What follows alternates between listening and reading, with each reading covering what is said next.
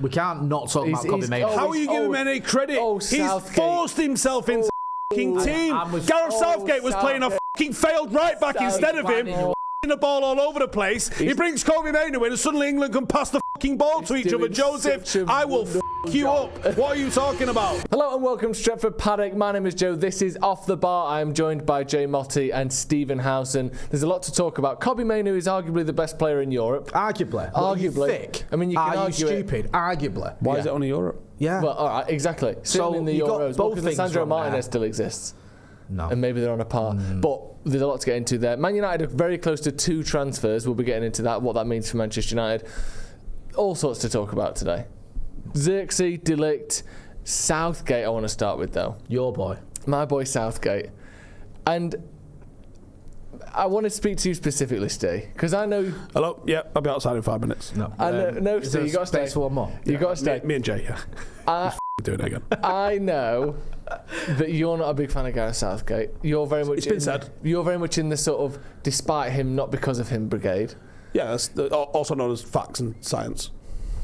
But what I would like to just give you, obviously, speaking of facts, 4 tournaments, 1 quarter-final, 1 semi-final, and 2 finals. Right.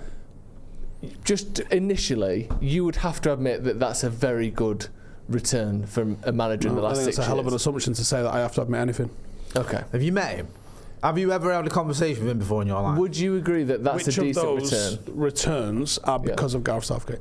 Well, you would have to attribute some of all of them to him. No, you're making massive assumptions there, Joe. That I would have to do anything. You don't have to do anything, of course. There you go. So I think it would be a somewhat ludicrous, maybe short-sighted argument to say the fact that the 50 years before that we got to 2 semis, and in the last 6 years we've got to 3, including converting 2 of those to finals. And that's all because of Gareth Southgate, is it? I didn't say it's all because of Southgate. Okay, but what I think percentage of that is because of Gareth Southgate? Okay, I would say if we had a different manager, we'd have won all 4. I don't think we would have. I'm sure there are some managers in the world that would have won 1 of them, or 2 of them even, including this one. Obviously, we've got the final still to come.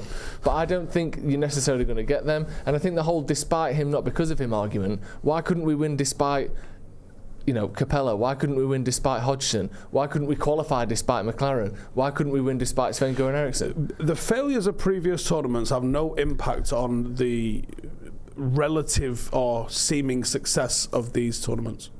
I agree with that. It's like the points tally arguments. Well, Fergie got 79 points in when he won the treble. Clearly, Jose Mourinho's Ashley Young Fellaini team was better. Yeah, but this isn't a points tally argument. The thing is, right? No, it is, because you're looking at what is the cold hard fact? They didn't win anything. True. That is obviously that's the fact. Right? Did they inspire anything? But that's like saying finishing 17th in the Premier League is the same as finishing 2nd, and it obviously isn't, is it? Well, league competitions are a little bit different. Right. Cup competitions, there can be extreme elements of luck in them. Okay. Right? And ultimately, yeah, you would argue Manchester United 1999, phenomenal campaign, dog shit in the final, didn't deserve to win it, won a treble. Yeah. Who gives a shit? Yeah. Ultimately, yeah, okay.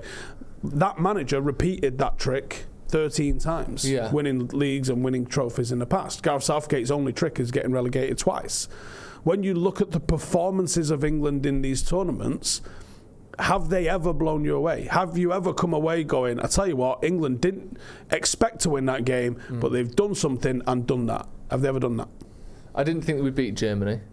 What, last time out? In the Euros last time, yeah. Okay, Germany at that year, I think, had only beat Liechtenstein. Yeah, but that doesn't mean that we're guaranteed to beat them in a tournament. This is a very different beast, isn't it? I'm not saying he's... I'm not going to change my mind. I sat where Steve is about a month ago, ranting about how if Gareth Southgate became Manchester United manager, I'd set fire to my season ticket, even though you can't really set fire to it when it's on your phone. It's on your phone. It's on your phone. I'd have deleted it. Are you getting a burner phone, by the way? Yeah. You'd have screenshotted it, printed it off, and set fire to it. And no performative nonsense you see on like Arsenal fan TV and that. Be shirt on backwards. Yeah, like here's what I think of whoever. Yeah. Okay, yeah, that's your season ticket, is it? So I'm not going to sit and pretend like I think Southgate is a fantastic manager. I don't. I said it the other week. Every England manager in my lifetime has been poor. Every one of them. Bobby Robson? Bobby Robson didn't qualify in 1984 and got beat in every single game in 1988. If Gareth Southgate did that, you'd have wanted him, well, you want him sacked anyway, but you'd have all wanted him sacked after that not qualifying in 84. The only reason he kept his job because no one else would take it, or the FA wouldn't have anyone else. 88, we got beat off, was it Russia, Ireland and Holland? Lost all 3 games. In a team that had Brian Robson in the middle, for Christ's sake. Terry Venables? I get your point here. Terry Venables is probably one that's not been poor, but he's slightly overrated, and I'll tell you why. Drew against Switzerland, they beat Scotland, wasn't a great performance, but that goal from Gaza was unreal. Very good performance against Holland, probably the best performance I've seen in my lifetime by an England team. Spain had a perfectly good goal disallowed. We robbed them. Yeah, and then you get through to Germany, who beat us, right? So he did okay. Who won it? Yeah, but he did okay in England in the Euros, yeah? It's somewhat romanticised, that football's coming home thing. I think it really is. After that, you've got Glenn Hoddle, who completely lost the plot. Don't get me started on him, the way he treated Andy Cole and David Beckham. Rubbish. Who else? Kevin Keegan. Mental. Yeah. Like, just lost the plot almost as soon as he got handed the job. Then you get Peter Taylor. Peter Taylor, I forgot about him. He did okay. He gave Beckham the armband. I stand corrected. Sven-Göran Eriksson, people go, Sven was really good. Look at some of the decisions Sven made as England manager, and they were baffling. Sven made awful decisions. But when you look at the team that we lost to in 2002 was, I don't know if you've heard of these guys, Ronaldo. And he could have avoided, that's my point, he could have avoided all that. We could have played them in the final, but he decided to go for the draw against an easily beatable Nigeria team because everyone's so giddy after we'd beat Argentina, and therefore we had Brazil in the quarters. Things like beat Argentina. Up until the Spain game last night, England had won 1 game this tournament. But that doesn't matter though, really, does it? Because Germany have won a few games. Where are they? They're out. They're at home. Like other teams have won games. I'm not saying that's my point. I'm not saying Southgate's a genius, but he's done better than a lot of other managers have. Other managers, Capello is a much better manager than Gareth Southgate. Yeah, he just is. Gareth Southgate couldn't win a Champions League and win La Liga and win other titles in other countries if he put a gun to his head and gave him 100 years of management to do it in, right? Fabio Capello is one of the greatest coaches ever, and he lost the plot with England. The point I'm trying to get at is look, England have had bad managers historically 100%. that have made bad decisions. 100%. The idea to try and throw in the Lampard, Gerrard, Scholes thing and play Scholes left fucking wing when Manchester United at the time are playing a midfield three which includes Scholes and Michael Carrick. I know that came a little bit later, but the fact that was never like you'd been laughed at if you'd have said, why don't we just play them three together? England didn't even qualify when we had 10 Englishmen in the Champions League final in all positions, barring goalkeeper, and world class players, some of the greatest players that have ever played for England. Like Rio. You don't qualify. Scholes. Bad prior management doesn't make Southgate a better manager. No. And I also think international football is the lowest fucking quality it's ever been. But I don't know what your metric for that is. That's that. I don't know how do we judge that? Look at some of the players of the past. Yeah, but look at some of the teams England lost to. So 2002, you lose to Brazil. Yeah. Who do you lose to? Rivaldo, Ronaldinho, Ronaldo, Roberto Carlos. That's probably the greatest for me international team ever. I'm not slagging Sven off for losing to them. And we lost 1-0, right? 2-1. We took the lead in that game. Yeah. Then you've got 2004, you lose to Rui Costa and Deco and Figo and Ronaldo. Yeah. And in 2006, you lose to a different 17-year-old Ronaldo. Okay, but it wasn't a 17-year-old Rui Costa or Figo. No, but you look at international football generally, you've got, just look at Portugal, you've got Bruno Fernandes, Bernardo Silva, still got Ronaldo in there. You've got... That's not the same level as 2004. No, I get your point, but look in 2004, look what he did against France.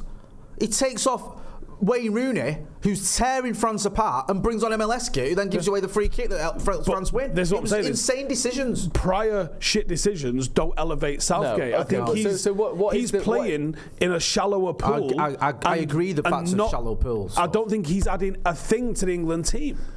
I think he's added a level of consistency that we've never had. What? Quarterfinal every single tournament. 3 of those 4 tournaments have been semi-finals. Which of his decisions have led to those things? Keeping people happy. Has he kept people happy? It seems like he has. Gordon doesn't look happy. Well, not every single person's happy all the time, but it seems like a happier dressing room. There's none of this Capello falling out shit. There's none of this stuff under Hodgson where people didn't listen to him. There's none of that stuff that we've seen. That you know of yet? Well, okay. There's a massive PR thing going down at the moment. Ben White ain't happy with him. But he's not in the squad. Good, fine. If people are unhappy who aren't there, who cares? It's keeping that squad happy. I understand he's been attributed to this culture and sort of vibes around the squad. Yeah. Did you listen to Wayne Rooney's interview talking about this the other week, where he talks about how he feels he was a big part in that because he was a scouser. He sort of brought the Liverpool players in on that sort of stuff, and this is pre-Gareth Southgate. I think, I think with your shallow pool thing, I agree. I think England managers. This is what I've been saying. Almost every England manager's been poor, but I think Gareth Southgate. Italy have been dead. His record. France have been you've dead. You've got to give him credit. Who have? What? Who France have been what since Southgate got there? No, this tournament. This we particular haven't played tournament. either of those teams, have we? It doesn't matter. I'm talking about international football right now. France got to the final of the last World Cup, won the World Cup before that. But they're shit at this tournament. They've been shit at this tournament. I'm not going to pretend I rate Gareth Southgate, but I rate his record. He's done well his record, and again, I don't think he's a tactical genius. But if Southgate, and it's a big if I know, if he beats Spain by any means, would you give him credit for it? If he gets a win against Spain... Well, I don't think you can say that without seeing how it goes out. All right. Let's say the game is exactly the same as the Netherlands game we just saw. Yeah. England... Do you give him any credit for the Netherlands game? Of course. Why? Because he's the manager. How can you like we always say with Ten Hag, we I don't blame everything about United's last season on him, but I blame some of it on him. He has to take some blame. Ten Hag, you finish 8th, doesn't matter the injuries, this, that and the other, you have to take some blame. If your team keeps winning, and I know they haven't won titles yet, so obviously that's the big gap. Yeah, if you can get into semi-finals, and this is now back-to-back finals in a tournament, if your team keeps doing that, you have to get some of the credit for that. I don't see how you can not give a manager any credit for winning games all the time. Because the reason, I'm not saying I don't give him any credit whatsoever, right? But I certainly don't. I mean, there's people had their choppers out for him today. This is a man that set up a team to want to hold possession. Yeah. Okay? With no runners. He brings Trent on, who isn't a hold possession guy. He's a let's fucking get rid of possession kind of guy, because he's got vision and he's got a bit of a ping on him. Why? So he comes into the tournament, everybody wants to come to feet and brings Trent in. There's no plan to it. I agree. He then switches his formation, plays Saka at left back for 20 minutes because of what pundits were saying. It's fucking weak management, Joe. But so he's coming to it with no fucking idea. Not going with the sort of consensus, like this is what everyone sort of can see he's doing wrong. Then he goes for the sort of everyone can see you're doing, we should try this, and then he's weak. I don't give him the credit for picking a fucking stupid system, Joe. No, it's an objectively stupid system that has got no logic to why he's picked it. A couple of things. I don't think he's without weaknesses. I don't think he's a particularly good manager in the grand scheme of things. Certainly as a club manager, I think he would be terrible. No, I think if he left England and went to say as an international Spurs manager, he has done excellently with England. Whether it's him or the team, and he just happens to be there for the last 8 years. He loses games they are winning. But he's also take the lead. He's also won 3 games in a row. Them back. Games that we were losing in these knockouts. Round of 16, quarter-final, semi-final. What credit do you give him for that? Well, if he's putting on subs with not enough time to do anything and getting lucky. It's fucking lucky. But that's how can a sub be anything other than luck? Because he's put him on with fucking 7 or 8 minutes, and he scored in the last minute. Right, but he's doing this without when Tony went on. Was it like a minute he was on? Yeah. Right. I think the Switzerland game and the Netherlands game feel different to me. The Switzerland game, I get where you're coming from. I felt there was an element of luck with the Bellingham late winner. Of course, when you gave Ivan Toney 1.5 minutes. I don't think that's tactical. But then he gets the assist in the. I still feel there's an element of luck. But last night was the first time ever under Gareth Southgate I thought I'd give him a bit of credit there, genuinely, for a tactical change. I thought the first half they played good football. I thought they went on the front foot. Tactical. As soon as it got level, what happened? Well, I thought Netherlands massively pushed their defence up, closed that gap in midfield and made it a lot harder for us to play, which I think is what other teams. Do you not think England also came further back? Yeah, probably. Right. Do you know? I don't agree with everything he does. No, that is what happens. Like the Croatia game, you take the lead, take the foot off the gas. The Italy game, you take the lead, take your foot off the gas. That's a huge weakness he has. Last night as well, I thought it was the first time. Even against fucking Serbia, he actually made a decision where you go, he's not just doing what's the populist thing here. Like, it annoys me when he always takes Mainu off. He didn't. He took Foden and Kane off, which was the right thing to do. Yeah, I thought he's done it right. Yeah, I'll give him that. Yeah, because I honestly thought he'll take Mainu off because Mainu's the 19-year-old. He won't get much stick for it. It's easy. And Southgate's probably scared of upsetting Foden and Kane. But he didn't. He went, right, Mainu's got to stay on because he's mint and he's running the game. And I'll bring on Palmer, who's obviously sick, and I'll bring on Watkins. And it worked. So I thought last night, good credit. I think the way that Southgate sort of silences people like Sting. To be fair, myself, I can't just pretend that I've always liked Gareth Southgate when I haven't. Is win something. If you can, and it's a massive if you can beat a Spain team that have looked mint all tournament, that are coming off a record of Spanish teams have won the last 22 finals they've been in, whether that's international or club football, then I'll give him his flowers. I will. But I don't think it'll happen. Obviously, you win something, it almost doesn't matter what anyone says. Winning. A lot of England fans and people in the media and that have been giving me plenty of grief with, but they're through, but they're top of the group, but they're blah, but they're blah.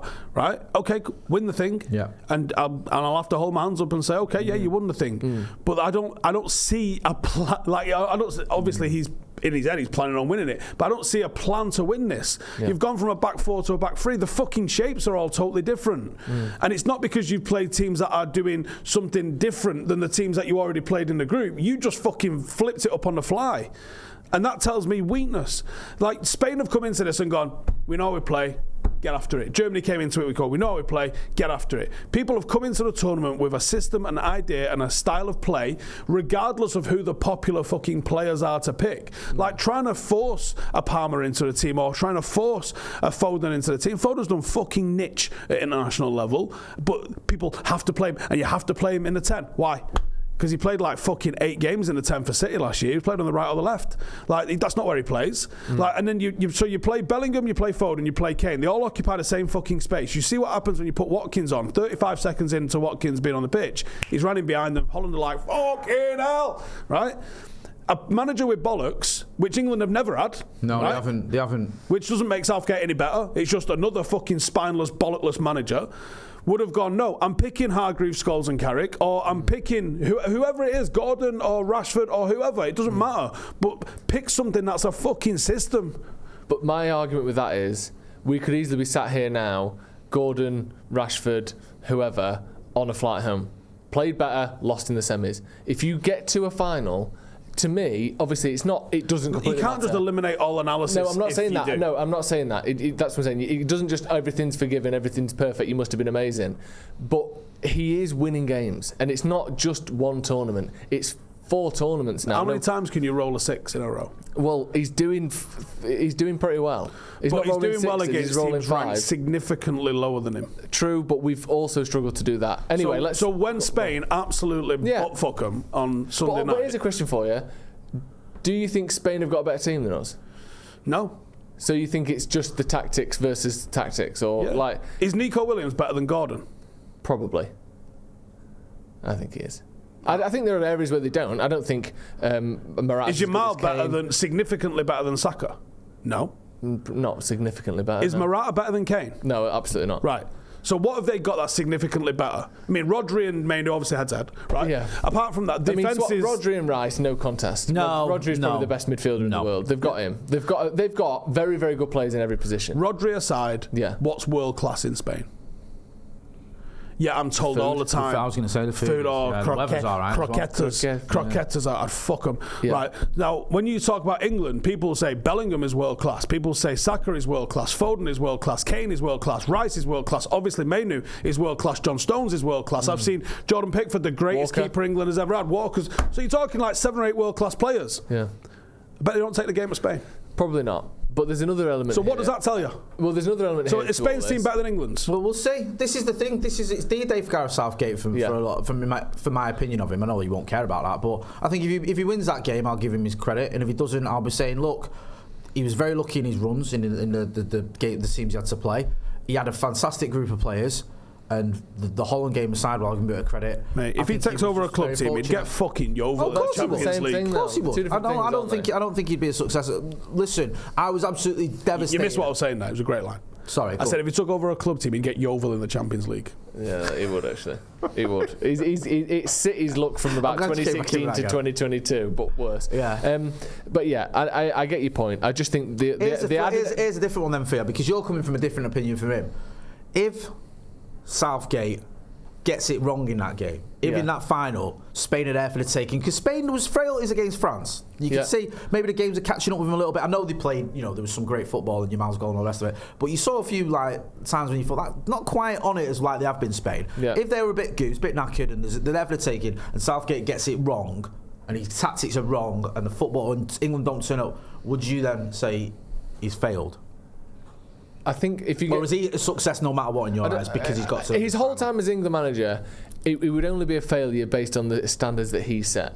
Based on what we've seen from England for the last 60 years, he's been a wild success, obviously. But you need to win a trophy. If you keep getting to finals, you've got to start winning them. You can't be one of because there are certain managers who just have sort of disproportionately high win rates in finals. Certain players, Didier Drogba, he scores every time he's in a final. Don't we know Pep wins almost every final he's in unless he's playing against no, he doesn't.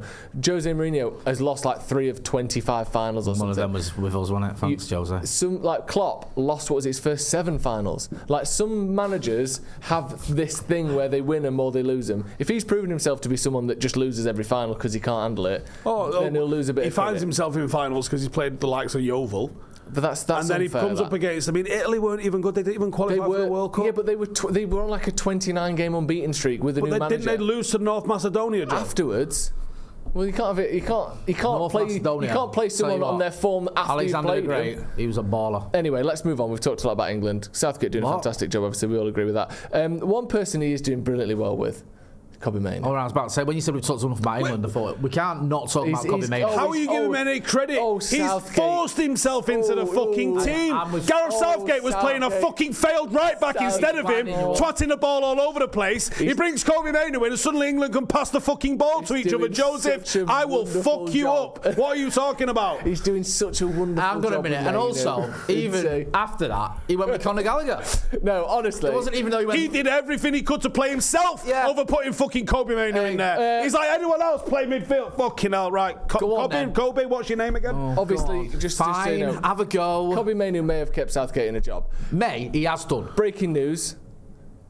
Joshua Zirkzee to Man United, here we go. It's just happened while we're live in the last 1 minute. Fuck's sake. Let's get some reaction to that. No, you're not going live. Let's get some quick reaction to that. You can go live in 15 minutes, Steve. 15. Joshua Zirkzee to Man United, here we go. This is Fabrizio Romano. Man United will not trigger the clause but pay slightly above €40 million with better payment terms spread over 3 years. There was a report that United would have to pay the $40 million up front if they'd have done it through the buyout clause, so we've circumnavigated that. Zirkzee signs until 2029 with option for further season, classic 5+1, and first signing of the Ineos new era. Jay, I'll start with you. Joshua Zirkzee, how happy are you that this is getting done, and getting done before pre-season starts as well? Well, I was very impressed with him in the Euros. Yeah, I thought he did well last against England. There was 11 seconds. We got through because fucking Holland have got the fucking orange version of fucking Gareth Southgate, haven't we? Just be like, would you like 30 seconds at Euros? What? I'm dressed for it. I might as fucking well, haven't I, you fucking prick? Unbelievable. Do I get paid either way? Yeah, go on then, why not? Listen, I haven't seen a lot of the kid. Me and you've spoken extensively about him. We've spoken to people who have seen a lot more of him than we have. Yeah. And from what I have seen, I think he's a good player and I think he'd be a good signing for Manchester United. And I'm interested to see how this works out. Is this a backup to Højlund? Are we going to try something mad like 4-4-2? Unlikely. But, you know, I would love it if we did because I'm old school. Yeah. How's this going to work? Is this actually competition for Rasmus Højlund rather than a backup?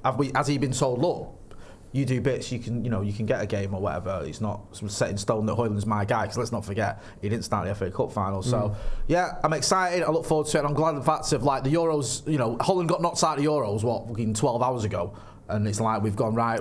You know, there's that little clip have your shower, and then we'll ring him. We'll get it done. Of Kobbie and him sort of having a grin at each other. Yeah. Which obviously meant he's coming to Manchester United and he's going to win. He might have done now. In this instance, the fact that he gets here we go 12 hours later. Might have done. He's like, right, I've finished there now. I'll get changed, then we'll sort it. I spoke to Florian Plettenberg yesterday morning. And he said this is getting done this week. Yeah. Not the same like he said. I believe this will get done this week. It feels like these deals. Competent. Yeah. Like these deals that when we used to spend when we first started this channel, like talking about. We're going to get Jadon Sancho. It was Jadon Sancho, and they'd gone for like 18 months of just fucking about until we eventually paid Dortmund exactly what they wanted. And now it's like, well, hang on a minute, we're going to get a player that you probably wasn't the obvious one that, well, you do scouting on everyone, so you don't count, that me and you would have picked. I hadn't done Zirkzee. Right, well, even you haven't scouted, which says it all. Like, it's not the most obvious one. It's like, actually, here's a player that will fit that system, the player that you want, who's a reasonable price, who can do a job. Yeah, let's make it happen. Was that like common sense and competency in your job? Yeah. It used to annoy me when you'd say, like, oh, United, I don't know if we should go with this player. And they go, well, who should you go for? And you go, I'm not sure. Well, you should know. And I go, well, I'm not. No, I don't work for United. I'm not a scout. Yeah. Manchester United should know more about football than fucking I do. They should have a list of players that some of whom I've never heard of that could do a job for United. That should be the thing. Like when you're like, oh, United scouted fucking 302 right backs and came up with the one that's in the fucking Premier League and for sale and paid everything they wanted for him. Literally Google good right back, the first hit you'll get was Aaron Wan-Bissaka. That's the one they fucking signed. Like, I could have done that for you. It's dumb. So yeah, I'm not getting carried away and say this is it, we're going to win title number 21, but there's a good chance we could. I think it's yeah, he already has. He's already gone now. Yeah, I think it's indicative of a new way of looking at transfers. I do think that's good. I think that's exciting that we're not just signing the big name. How's he done that? What? How are you on that screen with your Zirkzee? No, it's scheduled. Oh right, I thought that was some fucking voodoo then. I thought he was live here. You were just going to put your hand through Steve's face and it would just go straight my head fell off and I was like, he is here and I'm having an acid flashback. No, I think it's indicative of a new way to sign players and a new type of player to sign. Lower fees, a good lower one for not a lot of scrutiny. money. Yeah. That's wild, isn't it? Trying to get a good player for not a lot of money. And also, he doesn't, I mean, obviously he has to be very good, but I'm a big believer that there are probably more players in the world that are capable of winning you a league title than we think. You know, you think, yes, obviously De Bruyne was amazing and Paul Scholes was amazing and Ronaldo's amazing, but I think there's probably a couple hundred players that you could pick from, get the right 11 with the right coaches, the right setup, and they could win you a league. Lads with good character that are going to work hard. I think there's a lot more to be said for that than people think. Yeah, you need so much of that. And the level of technical ability that's around there at the moment, like, oh, can he play? Yeah, most of them, yeah. You have to go a long way to find someone who's a bit of a clobber. Can they invert that? Can they overlap there? Can they triple bypass the half space? Most of them can. And like, obviously, you have to have good quality. You can't just have shit You players need a couple that can touch the magic. You need a Bruno or a Ronaldo or a Rooney or a Scholes or a Maine. Yeah. You need these players. Have we gone early on this? Not at all. I don't think we have. Absolutely not. But I think someone like Zirkzee is more than capable of being in a squad that wins big trophies. Yeah, look at when we used to win under Fergie. There was players there that you think weren't amazing, but they were solid players that played 30, 40 games and helped win you titles. Yeah. City have done it. Fabian Delph played like out of position for about 2 seasons when they won titles. Competent. Yeah, it wasn't amazing. He just did a job that he needed to do. So if you've got follow his instructions. And some of those players that at United that we bought, if they'd have been playing for other teams, you never would have gone, that guy's going to be in a Premier League winning team, wouldn't they? Like John O'Shea, 400 appearances. If you see Tom Cleverley coming through somewhere else, you're probably not going to go get him to Man United right now. We need him to win a title, but he can play 35 games in a title-winning team because it's so much about momentum and confidence and like teamwork and hard work than it is just about technical detail. It's like Steve said, you need those few players who've got that magic, and having Mainu, going back to him, is just such a problem solver for Manchester United because we could not afford to go out and buy a player of that calibre. Jesus, can you imagine? No, if we needed him, like if we didn't have him, and you go right, we need a player like him who's world class, who can come in and be in that midfield. You wouldn't have even thought getting someone of these. It's mad. It fucking debuted in November. I can't get over it's that. Truly That's crazy. That doesn't seem real. That like in November, he's going to go on holiday, isn't he? Like on Monday, he's going to go on holiday. He's going to sit there and he's going to go, fucking hell. Like, because he must have just gone. It's 100 mile an hour. Liverpool game. Southgate's like, not really. No, he can't really play football. Actually, next thing he's like, shit. I better bring him in the squad. Next thing he's like, oh, there's your man of the match trophy. Next thing he's like, there's the FA Cup and a man of the match trophy. Oh, and you scored a nice bucket out. And then he's like, fucking, you better come on the fucking plane. And he's like, all right, you're going to play Trent Alexander-Arnold and this fucking widge in front of you. And actually, no, you're the best player in the fucking world. And you might be starting every game. And you're going to be starting a fucking European Championship final on Sunday. It's ridiculous. Can you fucking imagine? He's going to sit there and go, that was all right. Yeah. Do you know what? We was in New Jersey and we were chatting about him, and I was like, are we just getting over, like, exaggerating because we're giving it to the Arsenal fans because he just pocketed Declan Rice, or is he that good? Yeah. We said if Kobe Mainu had have played, we'd have beaten Real Madrid, and I know there was a lot of fucking edibles going about at the time, but fucking hell was we right. I know.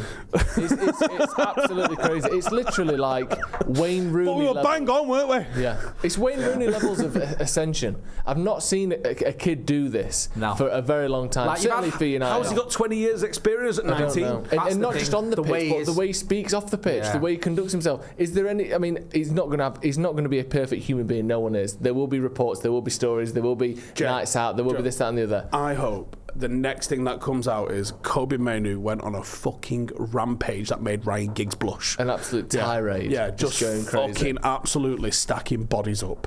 Yeah, I mean, here's a tweet from Adam Crafton just to exemplify how recent Kobe Mainoo is as a footballer. Go on. From the 26th of November 2023. This is extremely hasty and it's one game, Adam Crafton from The Athletic, of course, and it's one game and you're going to shout at me, but given England's particular circumstances in holding midfield, you could probably imagine a scenario where Mainoo breaking through at United sneaks him into the Euro squad. To the replies. And one of the replies is, think that's a bit of a leap of faith at the moment. Someone said, or he could take a chance on Longstaff. Then he said, someone else said, I saw it. It's now been filled with people going, well done, well played. But there's ones last night like, you have to be joking. This is absolutely ridiculous. There's literally no chance. This was in November. I had a retweet of photo. This was in November. What I said about Mainoo. Yeah, because everything we've said about Mainoo is complimentary. Everything. If any tweet you've ever said about him he's mint. Like going back to even probably before that Arsenal game, obviously when he was in the FA Youth Cup winning squad. Like he was a player that he was a little bit younger than some of the others, wasn't he? He just wasn't flashy. Like Mainoo, Garnacho catches the eye, and even Charlie McNeil getting the goals, and there's one or two others where you go, okay. I think Mainoo just went. Hanson Aaron probably caught the eye more because he was a bit more offensive in how he played. Yeah. Mainoo, you just thought a bit steady actually, but then he's come in and you've just gone. He looked good at youth level, but he looks better at adult level. Got to give Dave Pritty's props as well, because Dave Pritty used to rave about him. Yeah, when everyone was talking about Garnacho in particular, he was like, Kobe Mainoo, like different class, and he said he spoke about his maturity and everything. He's obviously bang on. How he is as well when that he's was in. Like 2 years ago, what Dave was saying. Yeah, that was before the FA Youth Cup final. It was during that season, earlier that season. I've got a video where someone says who's the next youth player who come through, and I go, Kobe Mainoo. There you go then. But it wasn't as assured as it probably should have been with what he's gone and done. You know what I mean? Like, 'cause if you ask me now, I'm going to go like, I think Ibrahimov. Yeah. But it's not fucking watch. Yeah. It's definitely going to be Ibrahimov. Well, that was a good. The thing with that team as well, there was a lot of like very good players in it. It was a team that won the FA Youth Cup final for a reason. And we had a strong squad, and it's not always been the case. United have been a bit up and down. Yeah, pretty good at the minute though. Well, we're going to see on tour because all that's going to be going. Yeah. I honestly can't believe how good Mainoo is. I genuinely, I've never seen a midfielder play like this for United. I've fully lost my head. The nightmare is, visually, he looks like Seedorf, and it feels like a lazy comparison to be like, oh, he's like Seedorf. What? Because he's a fucking stocky black dreadlock midfielder that can fucking play a bit. But actually, Rio fucking sent me a video of a teenage Seedorf, and you go, it's like it fucking fits more than it should fit. Seedorf spoke about it himself, hasn't he? Yeah, his dribbling, his ability on the ball, it's that little Iniesta step where you knock it from one to the other. And he'll just put his weight on the right foot and just knock someone away and then take another two. He'll have three men around him and he'll find a way to hesitate and then go and then hesitate, and all of a sudden the gaps open up and he's played an accurate pass through three men. Like, it's every single time. Like, look at the players around him for England. Rice has had multiple bad games this tournament. I thought Netherlands was probably his weakest game. Foden has only had one half that's been particularly good. Saka's probably been the most consistent player, but 6.5 out of 10. Yeah, but Kane hasn't done anything. Bellingham's had massive ups and downs. Mainoo's been probably the most consistent player in that team when he's played. He's misplaced about 4 passes the whole time he's played. Has he had a bad touch? No. The Denmark game, there was a few that had a stinker. The Slovenia game, there was a few. Like you said last night, Declan Rice, one or two was. Is he our next captain? It feels like, doesn't it? It does feel like that. It feels astonishing. It's too good, though, isn't it? It's too good. A midfielder. Yeah. A local midfielder. I just think everything. Number 7, captain, statue. And he's just turned 19. He brings 21 in before he's 21. Oh, mate. So the amount of time he's got to improve is, he can probably be improving for 7 or 8 years minimum. Like, how? But what I'm saying, that's what I'm about to say. If he, that's just not allowed. If he doesn't get any better than he is now, sound. Yeah. Sound. He still plays. Give a fuck. We've got the best midfielder in the world. He literally still plays week in, week out for us for as long as he wants. Do you remember how bad Rodri was in his first season at City? Yeah. Just didn't have the speed of the Premier League whatsoever, did he? Didn't have it up to speed at all. No. So, like, Mainoo's literally going to put his feet up for the first fucking time in 7 months on Monday, right? Yeah. Probably have a little bit of a chill. When he comes back, there might be another gear.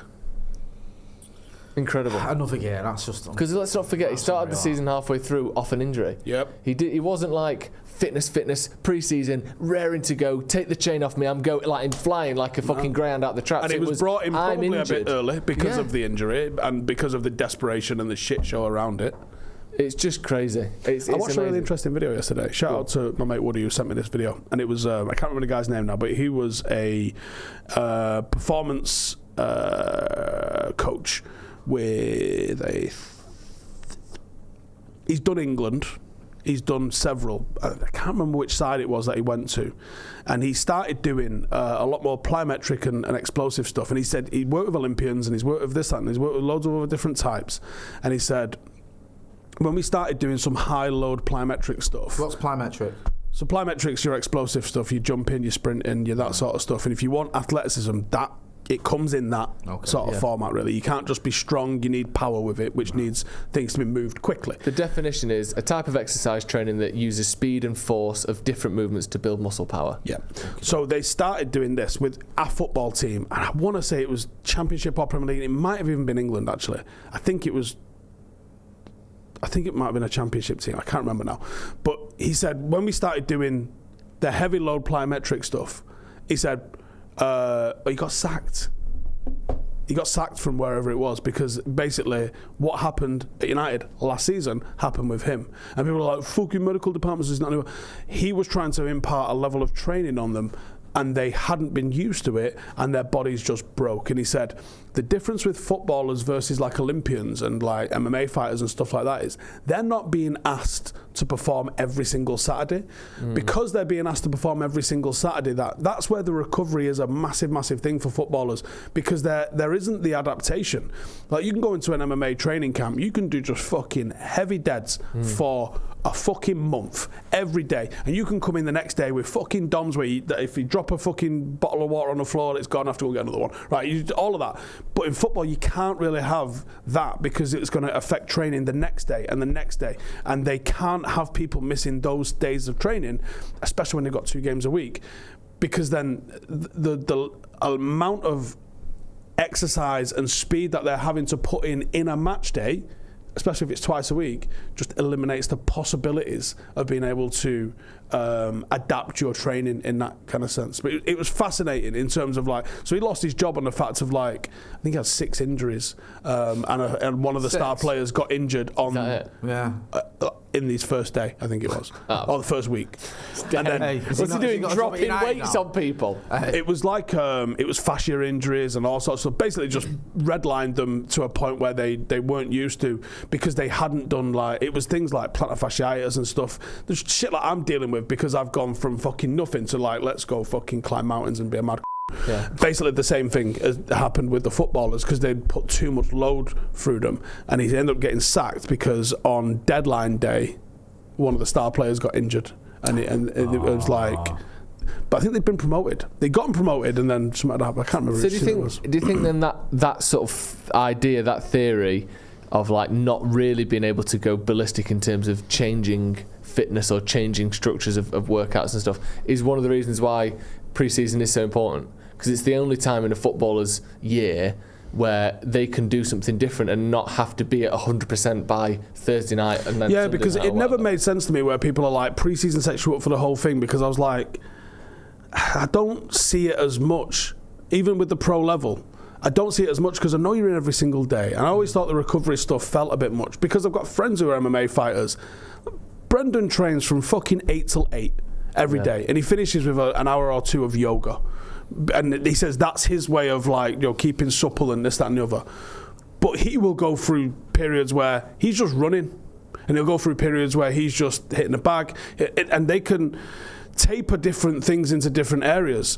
Whereas I guess with football, you can't do that. And maybe that is the reason that I've not really put 2 and 2 together with before, that you can go heavy on your heavyweights, you can go heavy on your plyometric stuff, and you can actually tailor the body and the physique and your feet and your ankles and your knees for the strain to take you up to that next level just a little bit, without having to worry about the high intensity matches or the miles that you might have to do in a season. And maybe that's why they're only playing 45s and look as slow as they do. Because actually in pre-season, so many times they play 45 minutes and you go, they look fucked. Yeah, they don't look great. I one of the questions I always ask anyone I can, and I didn't actually speak to anyone at United when we were there last year, is like, are we training on match day? Because it looks like we have, doesn't it? But that's something I ask a lot of people, because sometimes they have. Sometimes on a pre-season day, they've trained before they play. Yeah, 8 o'clock kickoff, they've trained at 12 or whatever. Yeah. Right. Interesting. Right. I think that's going to be all from us. I think we've covered everything. So Kobe Mainoo is amazing. Gareth Southgate, not so much. The jury's out on Southgate. And what? And the jury's out. Joshua Zirkzee is going to take us to title number 21. He could do. Absolutely could do. He's arriving. We know that much. 40 million euros or thereabouts. Are we doing any shows out for the people then? Yeah, well, we're doing certainly the tailgate before the Liverpool game in South Carolina. Will be there. I'm not there. Yeah, well, don't worry. You'll get your fix of Stephen. We'll let you know what's going on. He'll be doing some stuff in San Diego and LA, so we will be doing some stuff. Yeah, we'll be out meeting people. We'll put it on our socials. Yeah. So you'll be able to come meet us if you're over there. We're looking forward to it. Yes, right. Thank you very much for joining us. I'm looking forward to it as well, and Joshua Zirkzee is probably looking forward to it as well. Although, oh shit, yeah, here we go in, lad. Yeah, here we go. Right, thank you very much for joining us. This has been Off the Bar. We'll see you in a bit.